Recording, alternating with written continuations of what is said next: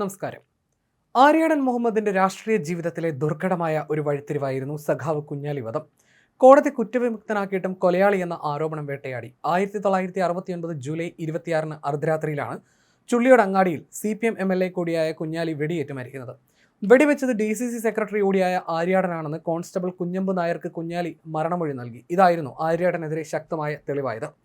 9 മാസത്തോളം വിചാരണ തടവുകാരനായി ആര്യാടനും മറ്റ് 24 പേരും കോഴിക്കോട് സബ് ജയിലിലും കിടന്നു. 1970 ഏപ്രിൽ 16 ഇവരെ കോടതി വെറുതെ വിട്ടു. ഈ ആരോപണം പലതവണ ആര്യാടൻ നിഷേധിച്ചിട്ടുണ്ട്. എസ്റ്റേറ്റ് ഉടമ അവറാച്ചിന്റെ അനുമതിയോടെ കുഞ്ഞാലി തന്റെ യൂണിയൻകാരായ 19 പേരെ പണിക്ക് കൊണ്ടുവന്നു. 6 മാസം കഴിഞ്ഞപ്പോൾ ആ തൊഴിലാളികൾ മുതലാളിയുമായി തെറ്റി. എല്ലാവരും എന്റെ യൂണിയനിൽ ചേർന്നു. ഇതിന്റെ ദേഷ്യത്തിൽ കുഞ്ഞാലി ആഴ്ച അവസാനത്തെ ചെലവ് കാശ് വാങ്ങാനെത്തിയ INTUC പ്രവർത്തകരെ ആക്രമിക്കാനൊരുങ്ങി. ആ സമയത്ത് ഞാൻ പുല്ലങ്കോട് എസ്റ്റേറ്റിലെ തൊഴിലാളി പ്രശ്നവുമായി ബന്ധപ്പെട്ട ചർച്ചയിലായിരുന്നു. സംഭവം അറിഞ്ഞ് അവിടുത്തെ പാർട്ടി ഓഫീസിലെത്തി. എന്നെയും പ്രവർത്തകരെയും ആക്രമിക്കാൻ ആയുധങ്ങളുമായി കുഞ്ഞാലിയും സംഘവും ഓഫീസിലേക്കുള്ള കോണി കയറി. ഇത് കണ്ട ഒരു ട്രാക്ടർ ഡ്രൈവർ കുഞ്ഞാലിയെ വെടിവെച്ചു. നേരത്തെ ഒരു തർക്കത്തിൽ കുഞ്ഞാലി അയാളെ മർദ്ദിച്ചിരുന്നു. അതാണ് വിരോധത്തിന് കാരണം. ആരോ വിളിച്ചു പറയുമ്പോഴാണ് വെടിയേറ്റത് കുഞ്ഞാലിക്കാണെന്ന് ഞാൻ അറിയുന്നത്. ഇതായിരുന്നു ആര്യാടൻ പറഞ്ഞത്. കുഞ്ഞാലി കൊല്ലപ്പെടുമ്പോൾ കോൺഗ്രസ് ആയിരുന്ന ആര്യാടൻ പിന്നീട് അടിയന്തരാവസ്ഥയ്ക്ക് ശേഷം പാർട്ടി കുറച്ചു കാലത്തേക്ക് മാറി. 1980 തിരഞ്ഞെടുപ്പിൽ ഇടതുചേരിയിൽ നിന്ന് മത്സരിച്ച ആര്യാടൻ 18,000 വോട്ടിനാണ് ജയിച്ചത്. ഞാൻ കൊലയാളിയല്ലെന്ന് അന്ന് മുതൽക്കേ CPM അറിയാം. ഒരു സഖാവും എനിക്കെതിരായി സാക്ഷി പറഞ്ഞില്ല. യഥാർത്ഥ കൊലയാളിയായ ട്രാക്ടർ ഡ്രൈവറെ അവർ തന്നെ കൊലപ്പെടുത്തുകയും ചെയ്തു. എന്നാലും എല്ലാ വർഷവും കുഞ്ഞാലി അനുസ്മരണ ദിനത്തിൽ ഞാൻ മാത്രം കൊലയാളിയാവും. ആര്യാടൻ പലപ്പോഴും ഇങ്ങനെയാണ് വിശദീകരിച്ചത്. 1980 തിരഞ്ഞെടുപ്പിൽ ആര്യാടനെ CPM ഇടതു സ്ഥാനാർത്ഥിയാക്കിയ വിവരം അറിഞ്ഞപ്പോൾ കുഞ്ഞാലിയുടെ ഭാര്യ സൈന അന്തം വിട്ടുപോയി. ജയിക്കുന്നയാൾക്കും തോൽക്കുന്നയാൾക്കും എൻ്റെ വോട്ടില്ല എന്നായിരുന്നു സൈനയുടെ പ്രതികരണം.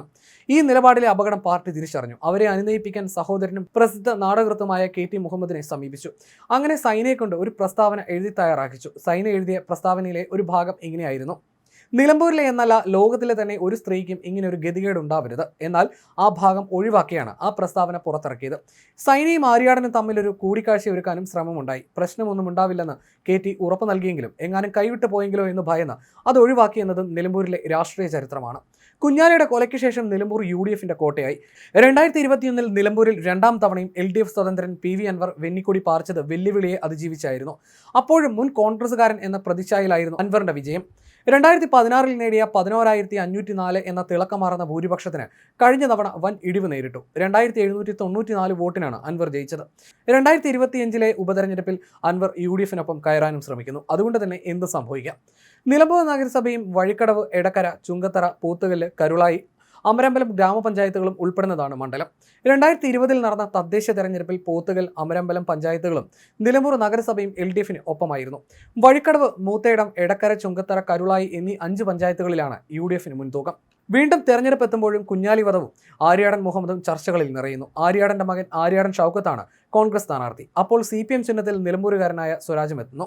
മണ്ഡലത്തിലെ 5 പഞ്ചായത്തുകൾ UDFന്റെയും 2 പഞ്ചായത്തുകളും നഗരസഭയും LDFന്റെ കൈവശവുമാണ്. നിലമ്പൂർ നഗരസഭയിൽ അക്കൗണ്ട് തുറക്കാനായത് കഴിഞ്ഞ തദ്ദേശ തെരഞ്ഞെടുപ്പിൽ BJPയുടെ ശ്രദ്ധേയ നേട്ടമായിരുന്നു.